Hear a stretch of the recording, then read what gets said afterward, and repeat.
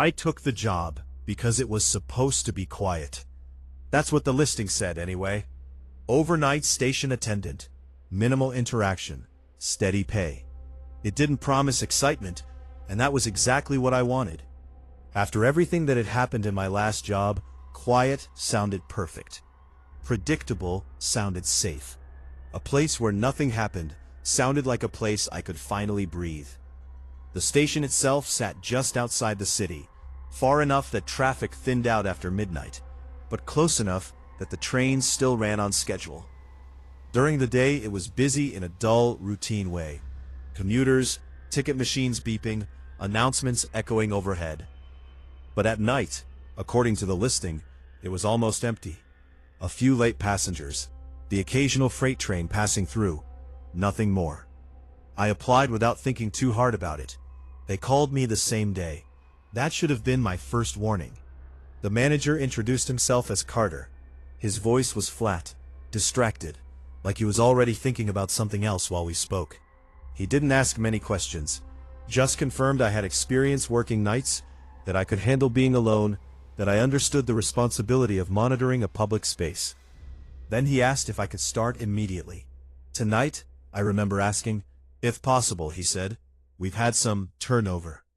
There was a pause there, not long but noticeable, like he had almost said something else and decided against it. I should have asked what he meant. Instead, I said yes. By 10:30 p.m., I was standing in front of the station entrance, staring up at a flickering sign that buzzed faintly in the dark.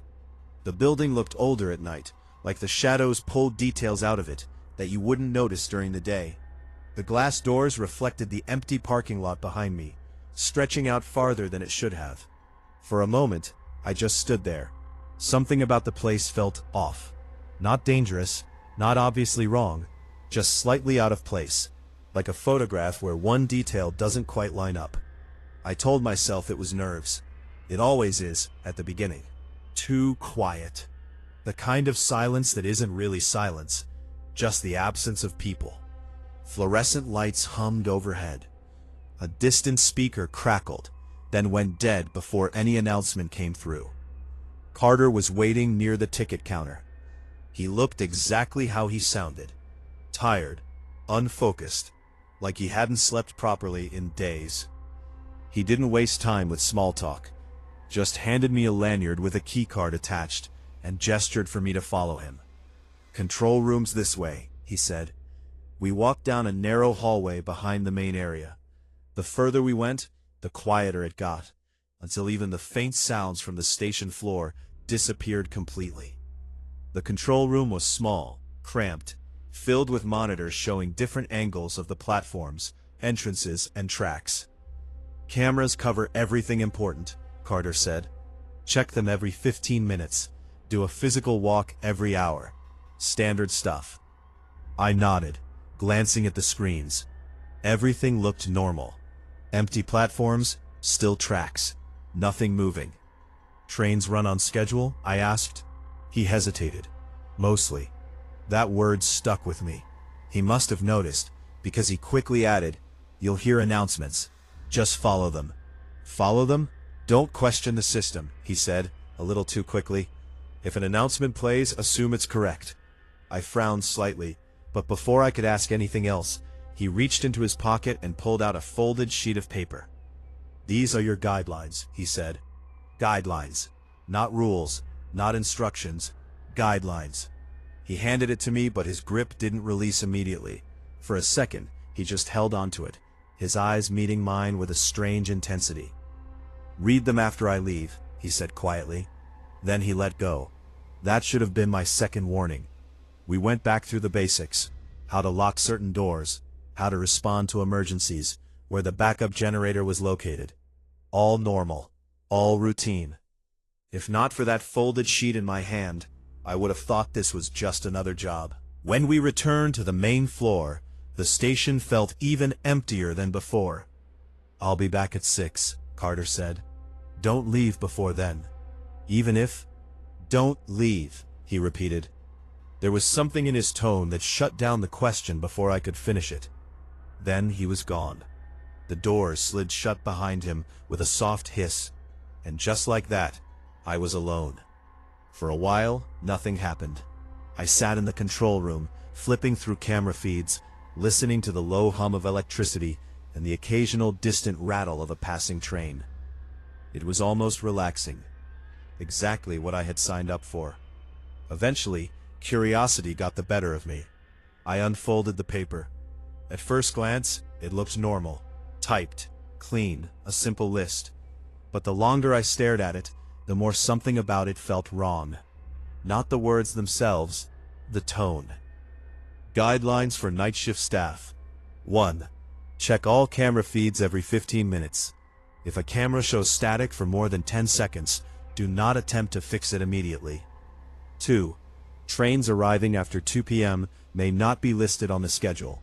Do not approach these trains. 3. If you hear an announcement that repeats your name, do not respond. I felt a slight chill run down my spine. That wasn't normal. I kept reading. 4. Platform 3 will occasionally appear empty on camera, but occupied in person. Trust the cameras. 5. If a passenger asks for directions to a station that does not exist, do not engage. Walk away immediately. 6. Do not make eye contact with anyone standing at the far end of the platform after 3 a.m. My grip tightened on the paper. This wasn't standard procedure. This wasn't anything I had ever seen before. And yet, it didn't feel like a joke. That was the worst part. It felt serious, deliberate, like whoever wrote it expected these things to happen. A sudden awaz crackled through the overhead speakers, making me flinch. "Attention passengers." The voice cut out abruptly. I froze, listening. Silence. Slowly, I looked back down at the paper. There were more rules, but for some reason, I didn't want to read them. Not yet. Because a thought had started to form in the back of my mind, quiet but persistent. What kind of place needs rules like this? And why hadn't Carter explained any of them? I folded the paper carefully and slipped it into my pocket. For a moment, I considered grabbing my things and leaving right then and there. The doors weren't locked. No one was watching me. I could walk out, get in my car, and forget this place existed. But then I remembered what Carter had said. Don't leave. I exhaled slowly, leaning back in my chair. It's just a job, I muttered to myself. Just a weird set of rules. Nothing had happened yet. Everything was still normal. At least that's what I told myself. Then, one of the monitors flickered, just for a second. I leaned forward, focusing on the screen. Platform 2. Empty. Still. Nothing unusual. But something about it made my chest tighten, because I couldn't shake the feeling that I had just missed something. Something small. Something important. And for the first time that night, I realized something else. The quiet I had wanted so badly didn't feel safe anymore. I kept my eyes on the monitor longer than I meant to. Platform 2 stayed exactly the same. Empty bench, dim overhead light, a trash can tipped slightly to one side like it had always been there. Nothing moved, nothing changed. And yet, the feeling didn't go away. That quiet, nagging sense that something had been there a second ago. I forced myself to look away. Rule 1 hadn't said anything about staring, but something about the way the list was written made me cautious. It felt like the kind of place where even small mistakes could turn into bigger ones. I checked the time. 11:52 p.m. I stood up, stretching slightly, trying to shake off the tension building in my shoulders. Sitting there wasn't helping. If anything, it made everything feel closer, tighter, like the walls of the control room were slowly pressing in. Hourly patrol, I said under my breath. Normal routine, stick to that. I grabbed a flashlight from the desk and stepped out into the hallway. The station felt different now compared to when I arrived. Not drastically, nothing obvious had changed, but the atmosphere had shifted. The silence felt heavier, more deliberate, like it was waiting. I stepped out onto the main floor. The ticket machines were dark now, their screens black mirrors reflecting distorted pieces of the station. The digital schedule board flickered faintly, lines of text appearing and disappearing too quickly to read properly. I slowed down as I approached it. That wasn't right. Schedules don't flicker like that. I stared at it for a moment, trying to make sense of the shifting text, but it wouldn't settle. Letters blurred together. Times changed mid-glance. Destinations appeared and vanished. Then suddenly, it stabilized. Normal. Completely normal. Next train, 12:10 a.m., Platform 1. I exhaled, not realizing I had been holding my breath. Glitch, I muttered. Had to be. Still, I took a small step back before turning away. Platform 1 was closest, so I started there. The doors slid open with a soft hiss as I stepped outside. Cool night air hit my face, carrying that familiar metallic smell of tracks and Bidgley. The platform stretched out in both directions, empty except for a single flickering light near the far end. I walked slowly, my footsteps echoing faintly. Everything looked normal. Too normal. Halfway down the platform I stopped. There was someone standing at the far end. My stomach dropped instantly. I hadn't heard them arrive. No footsteps, no doorway opening, just there, standing completely still, facing away from me. I froze. Rule 6 surfaced in my mind immediately. Do not make eye contact with anyone standing at the far end of the platform after 3 a.m. I checked my watch again. 11:58 p.m. Too early. So this wasn't breaking a rule. That didn't make it better. Hey, I called out cautiously. No response. The figure didn't move, didn't react, just stood there. I took a step forward, then another. Station's closing soon, I said, my voice echoing slightly. If you're waiting for a train, it'll be here in about... The lights flickered, just once, and when they steadied again, the figure was gone. I stopped walking, every muscle in my body locked up. There was nowhere they could have gone. No exits nearby, no train arriving, no sound at all, just empty platform. I swallowed hard, forcing myself to scan the area. Nothing. Completely empty. Okay, I whispered. Okay, no. That wasn't normal. That wasn't explainable. I took a slow step back, then another, then turned and walked, quickly, back toward the entrance. I didn't run. I didn't want to run. Running would make it real. Inside, the station felt even quieter than before. I headed straight for Platform 2. I don't know why. Maybe because of the monitor earlier. Maybe because something in my gut told me to check it again. The doors opened. The platform was empty, exactly like before. I let out a small breath of relief. Then I remembered. Rule 4. Platform 3 will occasionally appear empty on camera, but occupied in person. Trust the cameras. A cold feeling settled in my chest. That rule had been specific.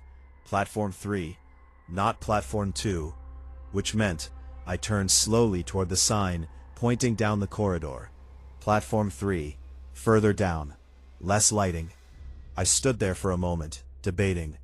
Every instinct told me not to go, but another thought pushed back. If the rules are real, then avoiding them doesn't help. You have to understand them. I tightened my grip on the flashlight and started walking. The corridor to Platform 3 was narrower, darker.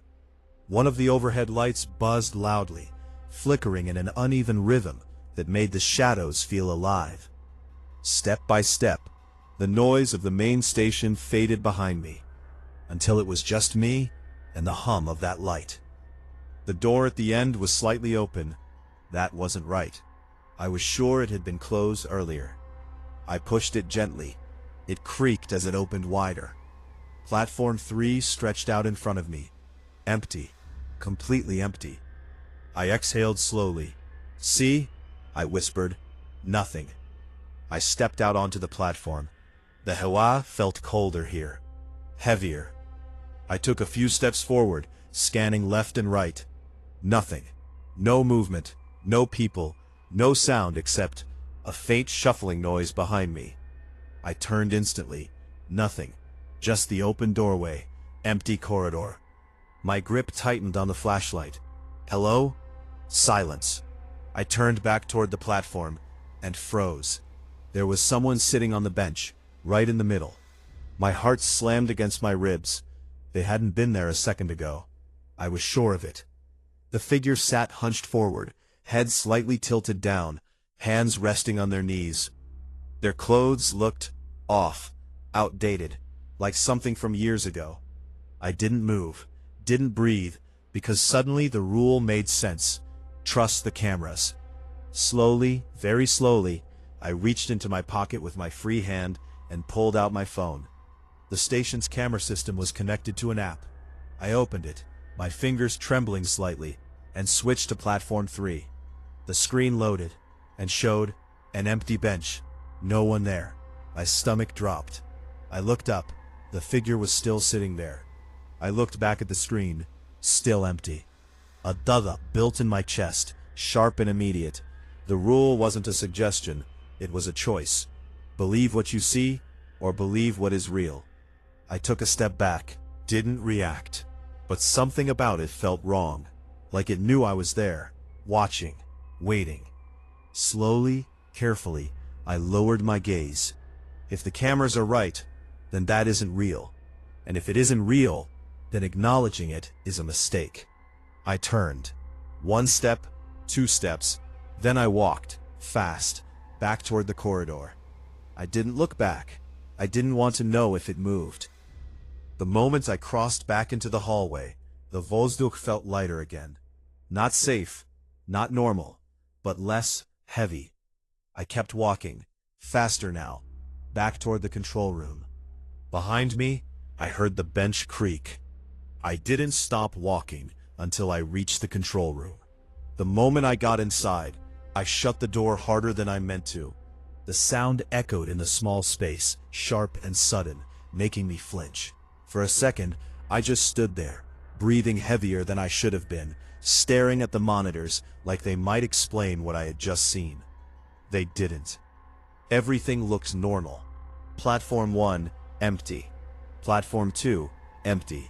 Platform 3, I hesitated before looking, then forced myself to. The camera feed showed exactly what it had before. An empty bench. No figure, no movement, nothing. My throat felt dry. Okay, I whispered. So the cameras are right. That meant what I saw wasn't, or at least wasn't something I was supposed to treat as real. I sank into the chair slowly, my body still tense, like it hadn't caught up with the fact that I was no longer out there. My eyes flicked between the screens, searching for anything out of place. Nothing. For a few minutes, everything stayed quiet. Too quiet. Then the speakers crackled. I froze instantly. A low hum filled the air, followed by a burst of static that made the sound distort for a second before stabilizing. Attention passengers. The voice was clearer this time. Calm, neutral, normal. Train arriving on platform 2. I frowned. That didn't match the schedule. I glanced at the board feed on one of the monitors. Next train still showed platform 1, 12:10 a.m. I checked my watch. 12:07 a.m. Too early. Slowly I reached into my pocket and pulled out the folded paper again. There it was. Rule 2. Trains arriving after 2 a.m. may not be listed on the schedule. Do not approach these trains. I exhaled. It's not after 2, I said quietly. So this wasn't that, which meant either the announcement was wrong or something else was. Train arriving on platform 2. The exact same tone, the exact same wording, repeated. My grip tightened on the edge of the desk. Rule 3. If you hear an announcement that repeats your name, do not respond. It didn't say anything about repeated announcements, but the pattern felt similar. Deliberate. Wrong. I stood up slowly. If it's real, I should check it, I said under my breath. That was the job. That was the normal response. But nothing about this place felt normal anymore. Still, I couldn't just ignore it. I stepped out of the control room again, moving slower this time, more careful, like the station itself might react to sudden movement. The main floor looked the same, empty, silent, but as I got closer to platform 2, I started to hear it. A low rumble. Distant. Building. A train. My chest tightened. That part was real. That part couldn't be faked. The doors slid open. The sound got louder immediately. Metal on metal. The grinding hum of wheels slowing down. I stepped onto the platform cautiously and saw it. The train was pulling in, but something about it felt off. It was darker than it should have been, not just because of the lighting. The windows, they were too dark. No interior lights, no visible passengers, just black glass sliding past. The train slowed, then stopped, right in front of me. The doors didn't open. I stood there frozen, staring at it, waiting. Nothing happened. No announcements, no movement inside, just silence. Then, a soft click. One of the doors slid open, slowly, deliberately. The interior was completely dark. No lights, no shapes, nothing visible beyond the doorway. My stomach twisted. This wasn't right. Even empty trains had lights on, even out-of-service ones. This was just dark. A faint sound came from inside. Not mechanical, not part of the train. It sounded like breathing, uneven. My entire body went cold. I took a step back, then another. The door stayed open, waiting, like it expected me to step inside. No, I said under my breath. Rule or not, this was wrong. I turned away and walked, fast, back toward the station entrance. Behind me, the door slammed shut. I flinched, but didn't stop, didn't look back. I didn't need to. I already knew something was watching. I got back to the control room and locked the door this time. That hadn't been in the instructions, but I didn't care. I needed something between me and whatever that was. I dropped into the chair again, my hands slightly unsteady now. This isn't normal, I said quietly. This isn't just a job. The monitors flickered, all of them, at once. Static filled the screens for a split second. Then they came back. Every feed looked the same, except one.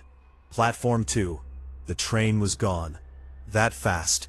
No departure sound, no movement, just gone. Like it had never been there. My chest tightened again. That's not possible. Trains don't just disappear. They leave. They make noise. They take time.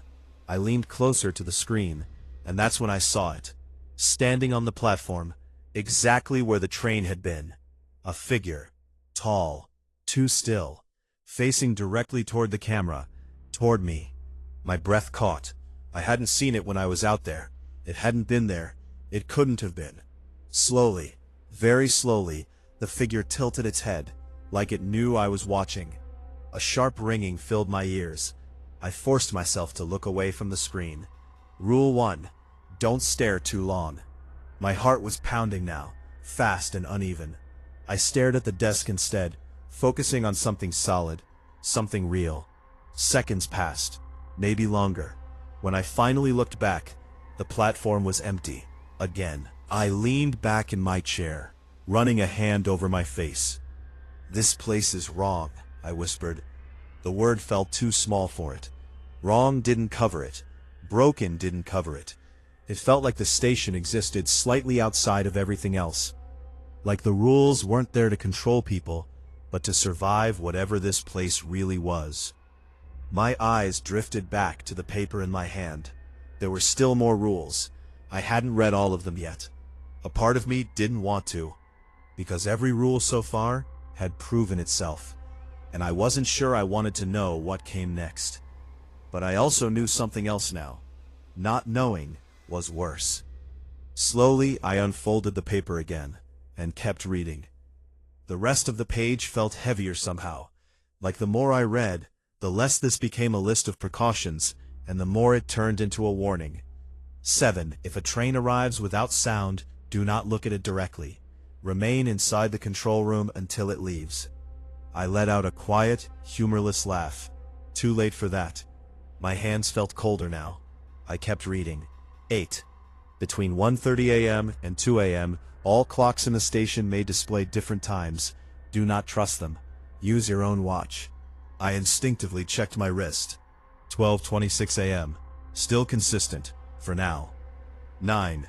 If you see someone who looks like you on the cameras, leave the control room immediately. and do not return for 10 minutes. A tight feeling settled in my chest. That's not even possible, I muttered. But then again, neither were the mannequins in the mall. Neither was anything I had seen tonight. 10. If a voice from the speakers gives instructions that contradict these rules, follow the rules. I nodded slowly. That one made sense. In a place like this, consistency mattered. 11.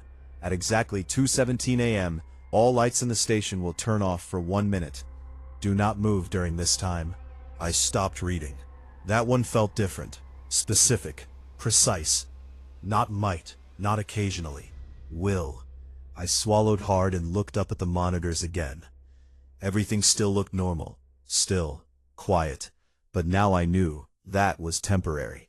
I folded the paper again, more carefully this time, and set it on the desk in front of me instead of putting it away. No more ignoring it. If this place had rules, I was going to follow them. Every single one. Time passed slower after that. Every minute felt stretched.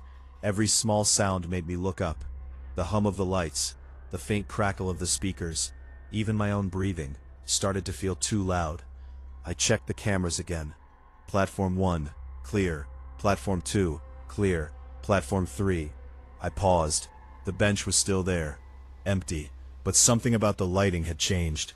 It looked dimmer. Or maybe focused. Like a spotlight centered on that one spot. I leaned closer to the screen and felt my stomach drop. There was something on the bench. Not a person. Not exactly. A shape. Distorted. Like something trying to sit where it didn't quite fit. I blinked, and it was gone. The bench was empty again. I leaned back immediately. No, I whispered, not doing that again.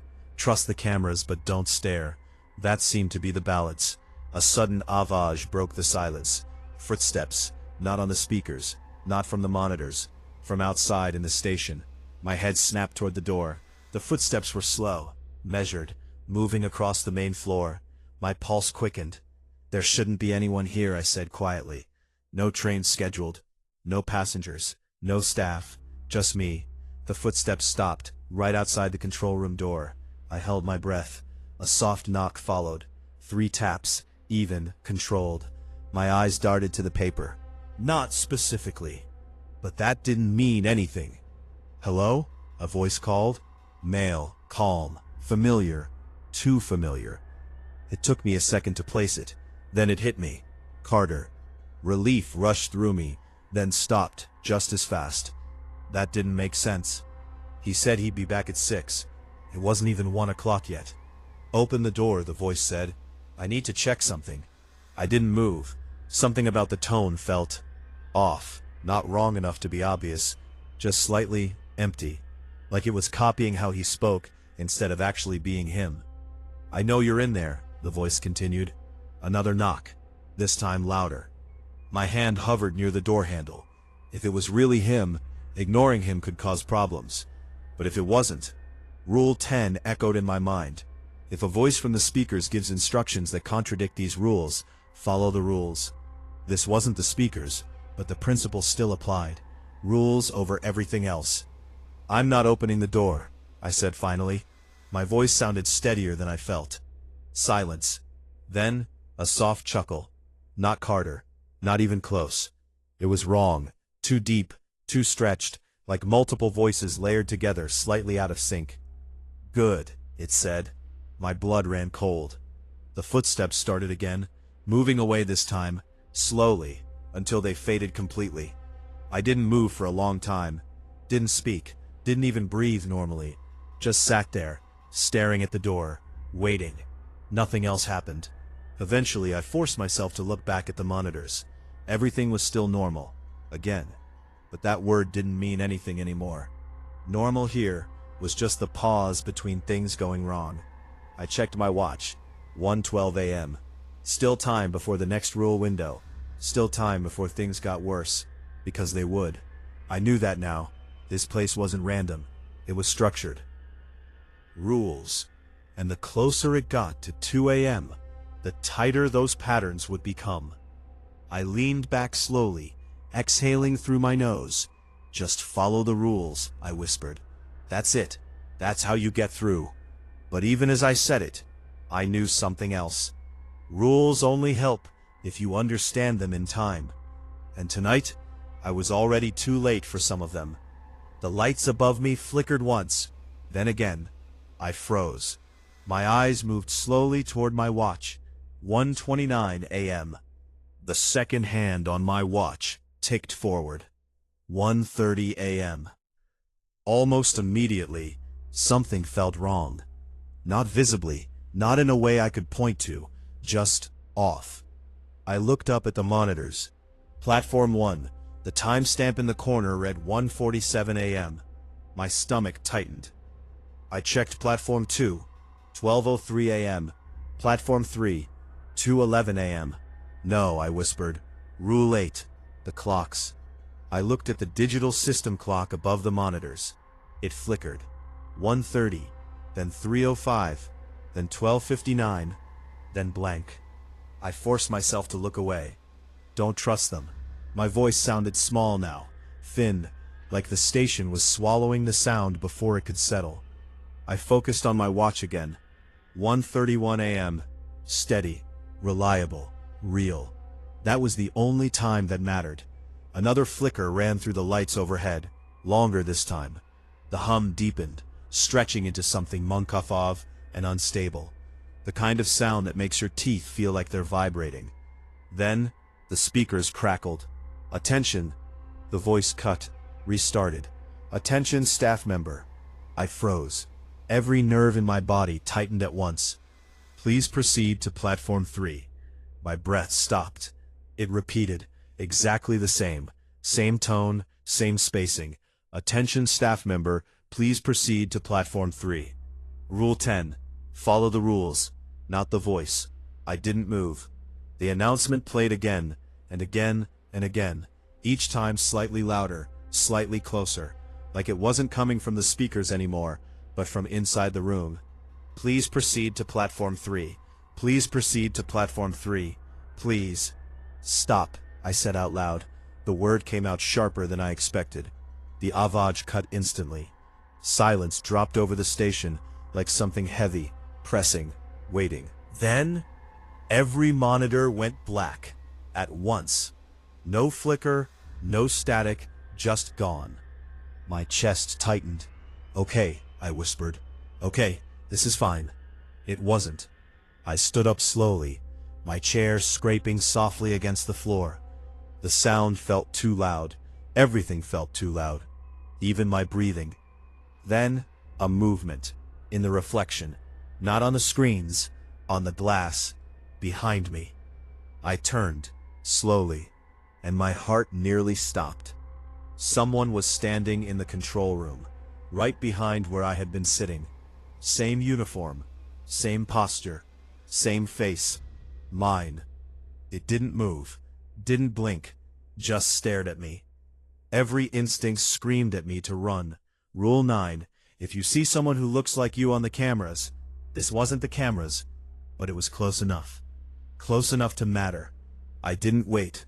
I moved, fast, out the door, into the hallway. I didn't look back, didn't stop, just kept moving, one direction, away. My footsteps echoed louder than they should have. Or maybe there were more of them now. I couldn't tell. I didn't check. I reached the main station floor and slowed slightly, my breathing uneven now. 10 minutes, I said. Just don't go back for 10 minutes. That was the rule. That was survival. The station felt different out here now. More open, but also more exposed.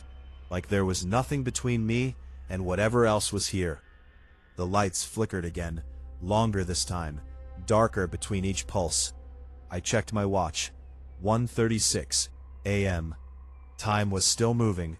That was something. Then, the temperature dropped. Suddenly, sharply. My breath became visible in front of me. A low sound spread through the station, not mechanical, not electrical, something else, like a distant breathing. Slow, deep. Every light in the station flickered, mara wahida. Darkness swallowed everything. Complete. Total. My body locked in place. Rule 11. Do not move. I didn't even breathe fully. Just stood there, in the dark. The sound grew louder, closer. Something was moving, somewhere in the station. I couldn't see it, but I could hear it, feel it. Each step, slow, heavy, wrong. It moved across the floor, closer, closer. My heart pounded so hard I was sure I could hear it. The sound stopped, right in front of me. I felt it then. A presence. Close enough that the air changed. Like standing too near something massive. Something that didn't belong in a place like this. I kept my eyes forward. Didn't move. Didn't react. A faint sound came from just inches away. Like something leaning closer. Listening. Waiting. Seconds stretched. Endless. Then, the lights snapped back on. The presence was gone. The sound vanished instantly, like it had never been there. I staggered back slightly, catching myself on a nearby bench. My whole body was shaking now, uncontrolled. I checked my watch. 1:37 a.m. 1 minute. That's all it had been. 1 minute in the dark. I let out a breath that didn't feel like enough. Nothing here followed normal rules. Nothing here made sense. But the list worked. Every time I followed it, I survived. That was the only pattern that mattered. I straightened slowly, forcing my breathing to steady. Just a little longer, I whispered. Just make it to 6. But deep down, I knew something else now. The rules weren't there to guide me through the night. They were there because something in this station wanted me to fail them. And eventually, everyone did.